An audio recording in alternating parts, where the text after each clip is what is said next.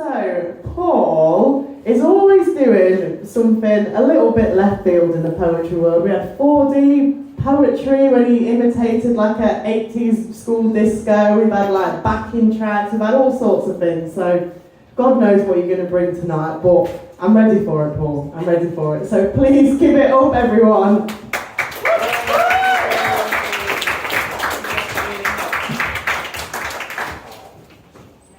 Let's just need to borrow the. Yeah, of course.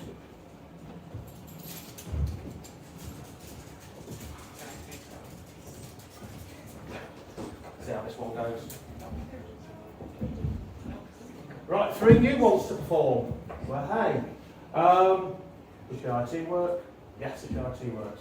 I think we've all had this. I've suffered from it fairly recently. You know, it's like when you sit there and you want to write something, you've got the idea, and you're sitting there with a bit of paper, and you've got nothing. Blank. Like the paper before me. I don't know what to write. My mind and soul are empty. I've been this way all night. Blank. I've been chewing on my pencil. I've drunk 5 cups of tea. I've racked my brain for inspiration, but nothing's come to me. Blank. My mind was buzzing earlier, lots of ideas in my head, but all the ideas and thoughts, like my inspiration, are now dead. Blank. I've taken my dog out for a walk. I've even had a little snooze. I can understand why so many writers end up addicted to booze. Blank. Sitting, staring at the page and listening to the rhythm of the clock. There's nothing left to admit, but I've got writer's block. Blank. There's no point sitting here, going on alcohol-fueled benders. Oh, I'll have to wait for inspiration to return. Oh, fuck it, I'll go and watch EastEnders.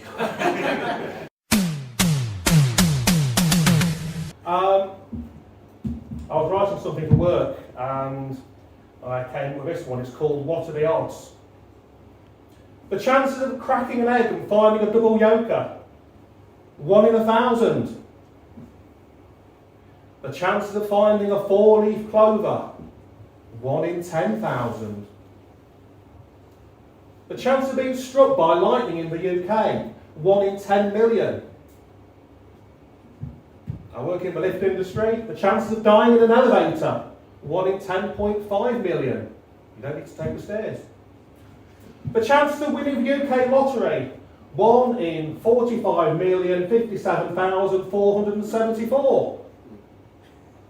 The chances of winning the Euro Millions, 1 in 139,838,160. The chances of being hit by a meteorite in the UK, 1 in 840 million. And the chances of the poet reading anything out in support of 14 years of Toryist rule, fuck all.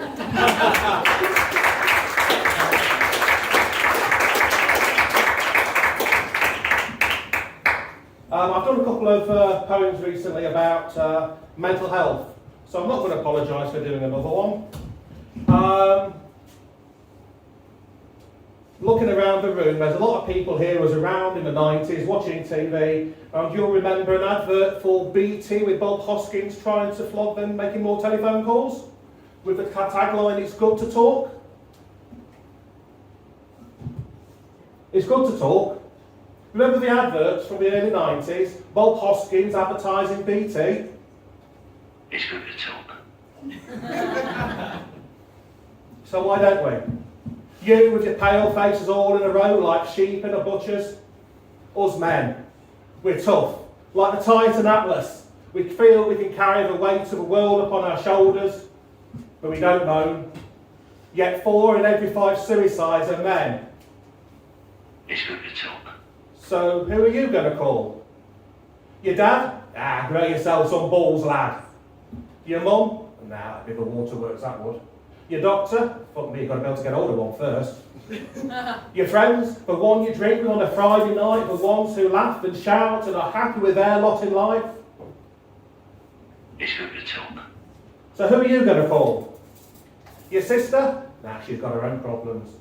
Your kids? Nah, don't burden them. Your wife? Or is she part of a problem? Your boss at work? Maybe not. He exploits weakness in people. HR at work?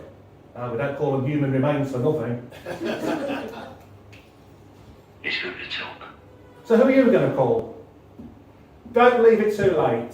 Don't not talk. Don't suffer in silence. Don't you be silenced. Don't you be the atlas. It's good to talk. So who are you going to call? Think there has to be someone to call, someone you can speak to, someone who's got your back and someone who's there for you. But if you can't feel, you can't talk to anybody. Call the Samaritans, 116 123. It's good to talk. It is good to talk. Thank you.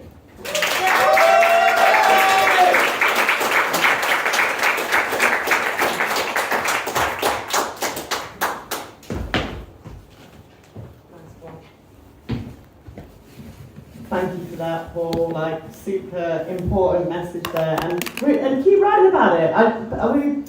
We were saying, I can't remember who said it. I think it was a poet, Kim Moore, said if you're worried that you're writing too much about a subject, but you feel that you just want to write about that subject, just write about it. Just write into it. It's fine. Nothing's going to happen. It's all good. So yeah, appreciate that. And I resisted the urge to shout Ghostbusters at you. I held it in. I'm proud of myself.